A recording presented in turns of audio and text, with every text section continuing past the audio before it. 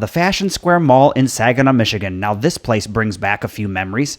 This was one of my childhood malls, although not one of the more significant ones because I grew up about 2 hours away from here.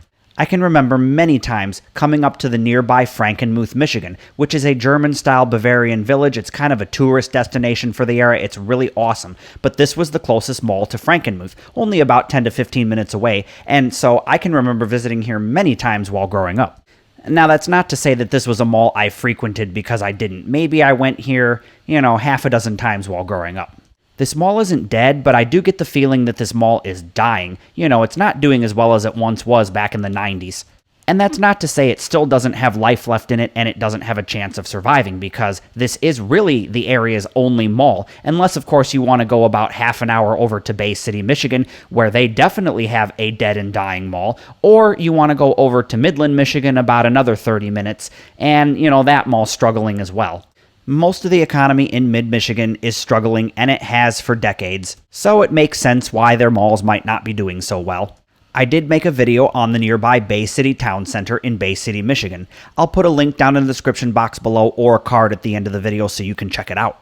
And I did recently film the nearby Midland Mall in Midland, Michigan. I'll have an episode on that in the future. So now that I've talked a little bit about how this mall played a role in my childhood, let's get into the mall's history. Fashion Square Mall was developed and built in 1972 by the Richard E. Jacobs Group. It contains 798,016 square feet of retail space on one level. The mall would originally open with Jcpenney and Sears as its anchor stores, later on in 1976, adding a Detroit-based Hudson's department store.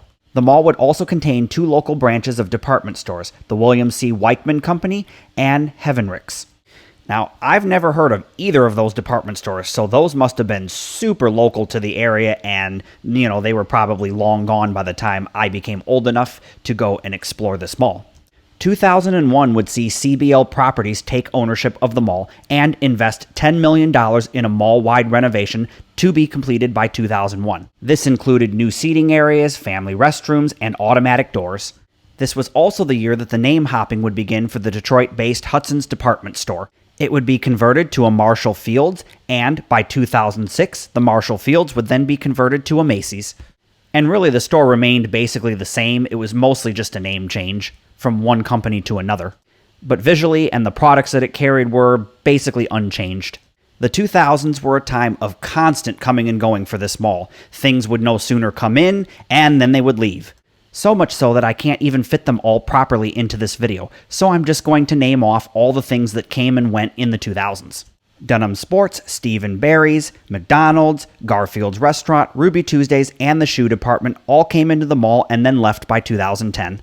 In 2010, the Jcpenney would undergo a complete remodel. This would see the addition of Sephora Cosmetics. I'm thrilled to still see this Jcpenney here at the mall, because knowing the area and the demographics and who shops at this mall, they really need a budget-friendly department store like Jcpenney. So here we are rounding the corner and heading over toward the food court. I was absolutely shocked to see the food court as busy as it was, and, it didn't really have a whole lot of vacancies, which was amazing. This is one of those malls that when you step inside, you just expect it to be a lot deader than it is.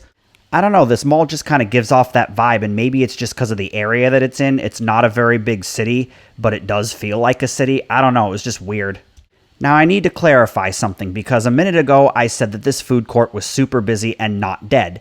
And for a mall like this, in an area like this, it's not dead. I was surprised to see the food court had anything in it at all. I was expecting it to be completely closed down. But here we are, basking in the amazing 80s and 90s retro aesthetics as we take a walk through the food court with some open places. I know you couldn't see it very well, but I passed by an older guy playing checkers with someone, or maybe it was chess, I don't know, but it just kind of put a smile on my face to see someone coming to the local mall and enjoying themselves. Sears would announce its closure on August 6th of 2019 and come to an end in October of 2019. So where does that put the mall now? Well, 2020 would see Namdar, the current mall owner, request a deed in lieu to give up the Fashion Square Mall. As a result, it's now being managed by the Farbman Group. So what is this mall's future? I have no clue. It's sort of sitting here in limbo. It's not really a dead mall, but it's not really a thriving mall. So I don't know. Leave a comment down below and let me know what you think about the Fashion Square Mall in Saginaw, Michigan.